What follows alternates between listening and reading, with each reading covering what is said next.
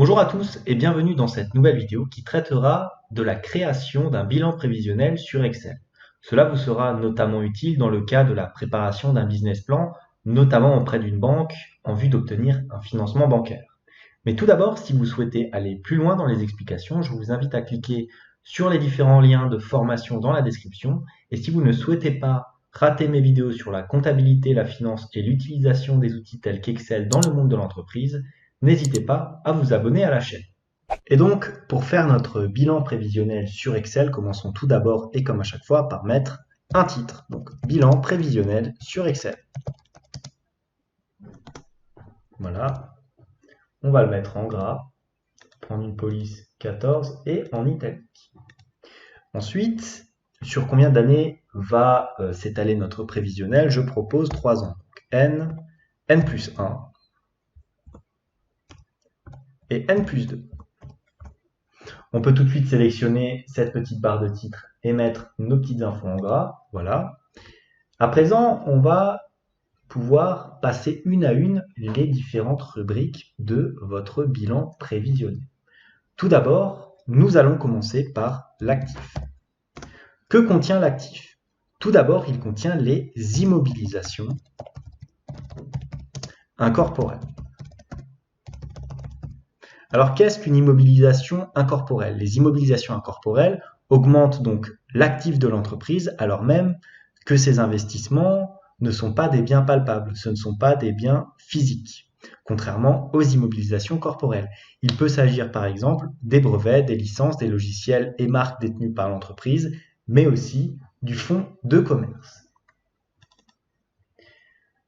Étant donné qu'on a des immobilisations incorporelles, qui dit immobilisation dit naturellement amortissement. Donc nous avons aussi des amortissements incorporels. Attention à la faute.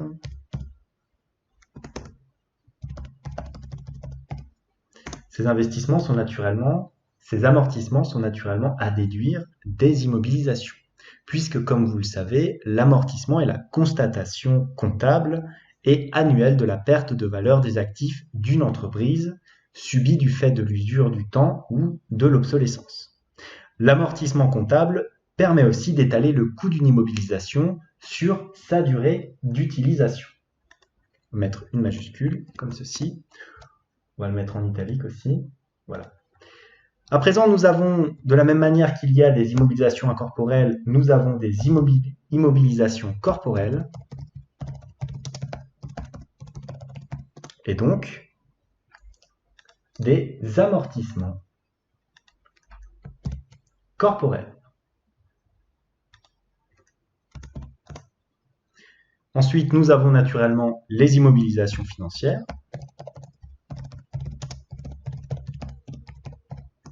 Ce qui nous donne notre premier sous-total, qui sera les immobilisations nettes. Donc, pour trouver les immobilisations nettes, on va le mettre en normal gras.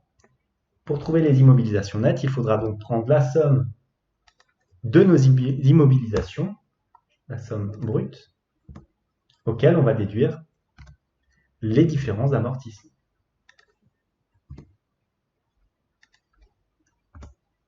On peut tirer cette formule sur les 2 années. Et voilà notre premier sous-total. Ensuite, on continue dans l'actif, dans le bas de l'actif, et nous avons donc les stocks, classiquement, les créances clients, donc ce que vous doivent encore vos clients, et les disponibilités. Il s'agit là typiquement de ce qu'il vous reste en caisse ou en banque. Ces 3 éléments nous donnent ce que l'on appelle l'actif circulant, qui correspond donc au stock plus les créances clients plus les disponibilités. Nous pouvons là aussi tirer la formule et mettre notre sous-total en gras. Enfin, étant donné que maintenant nous disposons des immobilisations nettes ainsi que de l'actif circulant, nous avons toutes les données pour avoir le total de notre actif. Donc, nous avons le total de l'actif qui correspond aux immobilisations nettes plus l'actif circulant.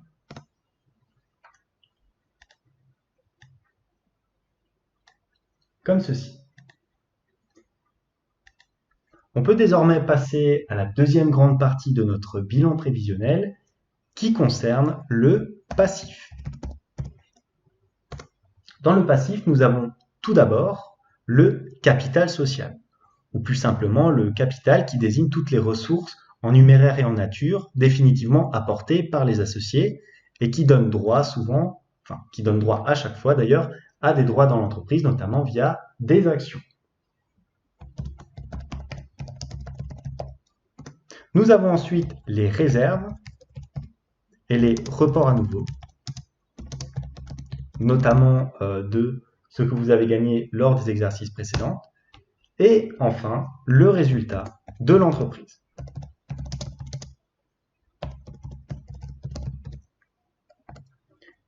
Ces trois différentes rubriques nous donneront ce que l'on appelle les capitaux propres.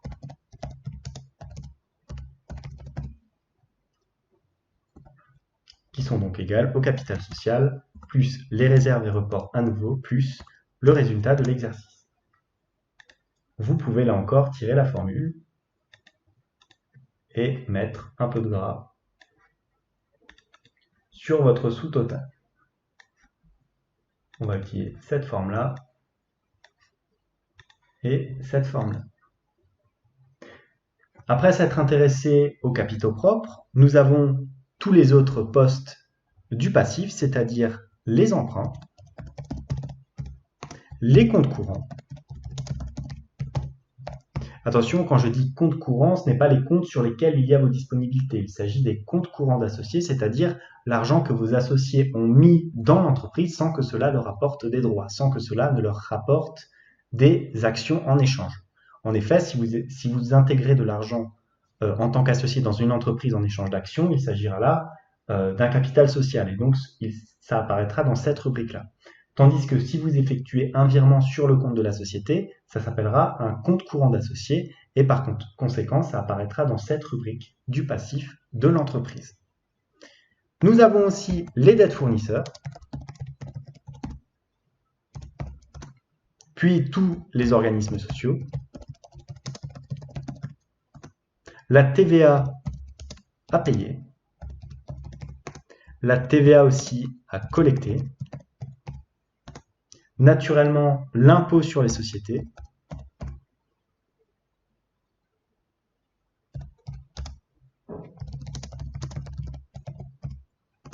et enfin toutes les autres dettes, fiscales et sociales.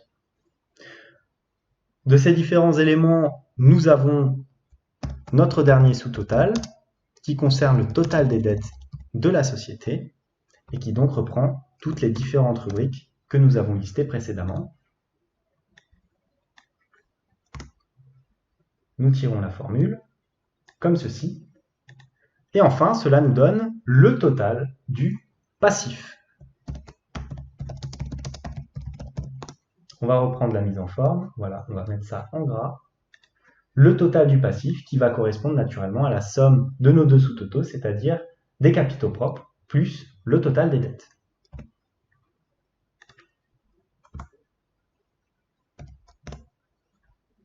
Comme ceci, et on tire la formule.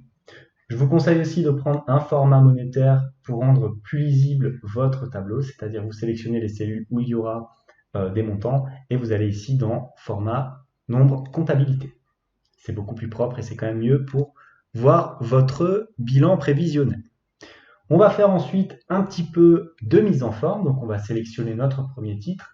Moi je vous conseille, je fais toujours comme ça, de mettre le premier titre en noir avec une police blanche, je trouve que ça ressort beaucoup plus.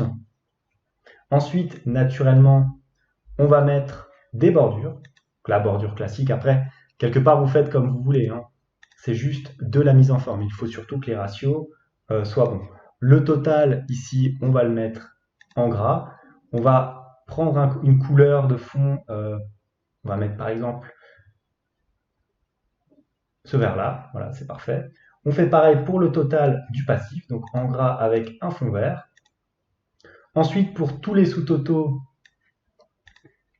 on va prendre une couleur grise,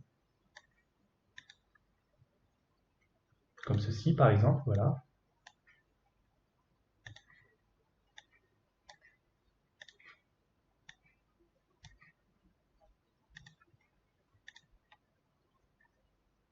Voilà. Et enfin, comme d'habitude, aller dans Affichage et supprimer le quadrillage, puisque pour un fichier final, c'est toujours mieux de l'avoir sous ce format-là.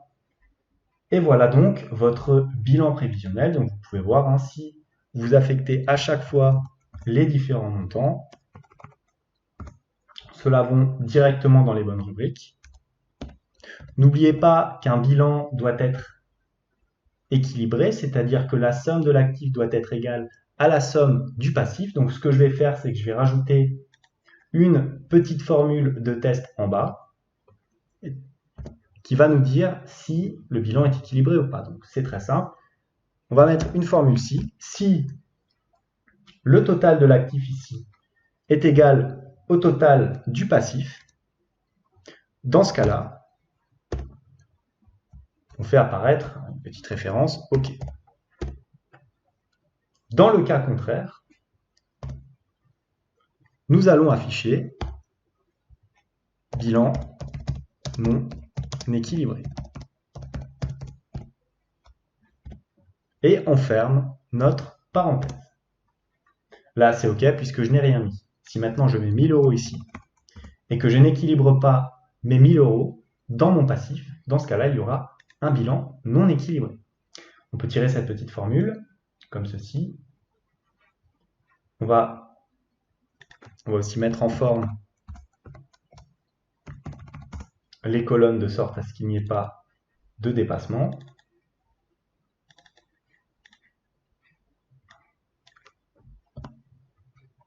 Et voilà votre petit bilan prévisionnel.